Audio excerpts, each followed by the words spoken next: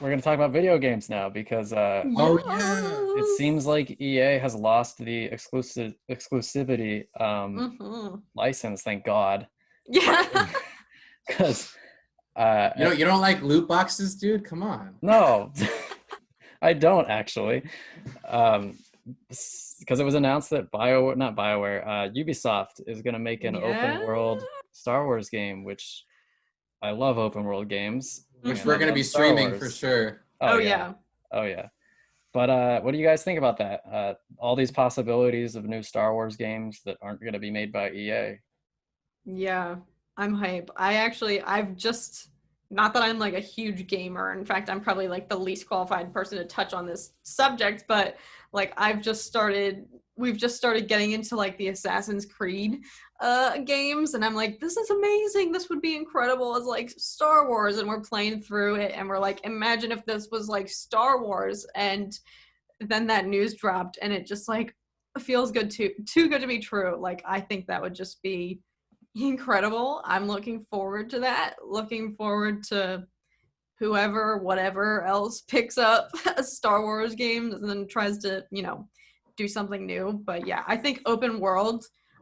I will play like any Star Wars game. Like whatever they like come out with, it's the equivalent mindset to like the films or like movies. Like I'm gonna watch it even if I'm not like 1,000% excited for it. Like it's Star Wars, it's content. I'm gonna take it in and like, see how I feel. So same applies for the games. It's like, you know what, like even if I'm not even over the top excited, like I will still 99.9% probably end up playing it. So Yeah, I don't really play open world games, but I have the one particular one that I have played. I don't even know if it's necessarily open world. Is BioShock an open world game? I've never Is played that it. considered? Never played Okay. it. I don't know. It's more of like it's pretty um RPG or whatever. I don't really game it except for StarCraft, as you know, Zach. But like in You're terms of practically BioShock, Korean. it, I know, right? It was one of those like it's all about the ambiance of the atmosphere, and it was like more of like a survival game. Right. And I was playing that, and it's more like there's so many different ways to win, and you search around whatever like that of an open world game. And I was also thinking, I was like, I don't know if that's possible in Star Wars, but I think the most important thing for that game is like the ambiance of the world and the surrounding. Like I think that Mhm. like if you can give it like I think Cyberpunk is a good example for how it should look aside from all the glitches and everything. Like the fact that they were able to kind of immerse you in like a new world is what Star Wars needs to do. Like they need to mix the old with the new and make it look like, oh, this feels weirdly familiar, but it's also like so much newer looking or it's something, I think that that's obviously really hard to do in an open world considering how high the budget would probably be, considering Mhm. what all the different worlds and Yeah. and everything in general, which kind of makes it, I think, hard to be perfect in all aspects of it. I think if it Yeah. was more like an RPG or an open world than kind of one set location, that would probably make it more easier to provide, extremely high quality and not have to wait 3 years. Yeah. I don't know.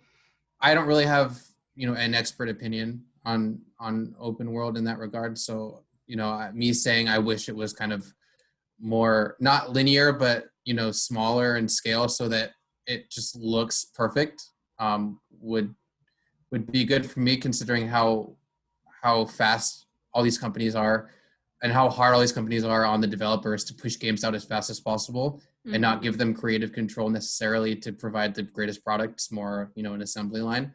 I don't know if Ubisoft is like that. I don't know if Ubisoft is just really good at creating games really fast and retaining quality.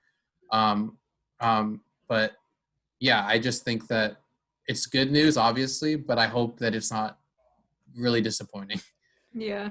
Would it be like too, you pointed out like Alex, like it's so expansive, like would it be limited to just one planet or like multiple, or like would you be able to travel to like different planets, or would the maps just be consolidated on one? That's why I'm like, is that too much to ask for? Yeah, Like and like, how do you retain quality in that regard? Like, how can you make yeah. something as big as Star Wars and some planets especially? I mean, Yeah. I know you could compare it to Fallen Order, but I don't know. It like Fallen Order was good, but there's a lot of things in there that are kind of like it's not necessarily like that of like an open world No, yeah, RPG I game. don't consider that. It's pretty linear in that regard, and I think that's why they were able to provide so many different like world jumping. It's more like a Ratchet and Clank game if you guys have ever played that, or like Yeah. Jack and Dexter or whatever. It's more like love it's Jack and Daxter. yeah, it's more like that. I mean, it's kind of open world, but there's still objectives that you do and Yeah. whatever. But in this regard, I think it's literally going to be like Cyberpunk. They're going to try to follow that trend and hopefully not mess up like that. But I think that to retain quality in Star Wars, like I think things need to be perfect or otherwise people are going to hate it. So I think that if they limit what they have and maybe it's like free DLC down the road or something, or maybe paid DLC depending on how insane it is, would kind of make it so on launch it's kind of everything you expected and not overstretching their boundaries and not sacrificing quality for quantity. Yeah, that's all I have to say on that. Have you heard of the Outer Worlds? The game, The Outer Worlds. It came out 2019. It's made by Obsidian, and they worked on Knights of the Old Republic 2. But I think that they could take a similar approach to that game, where it's like it's a space game and it's open world, but it's more of in the sense like there are planets that you can go to, and those planets are like one city, and that city's open world, and there's like an area around the city. Yeah, they're like cells that are open, but it's not like a true like a Skyrim where it's like you can go anywhere on the map, because it's tricky because Star Wars is in space, so you'd have to like fly your ship to planet, and that would probably be way too much for them to create like a whole galaxy. So you could probably just go into your ship, select a planet, fly to that planet, and then there's like an area that's open. Yeah. Like that's kind of what Knights of the Old Republic did, but I would want it to be a little more open than that. But have you played the new Assassin's Creed? I have not. Okay, neither have I. I was hoping you did. I wanted to see what you thought about it, because I know that the past couple of Assassin's Creed games have been lacking in quality and a lot of bugs and everything. Yeah. And that's just a city for the most part. Like one was in France about the French Revolution. You're kind of in one area.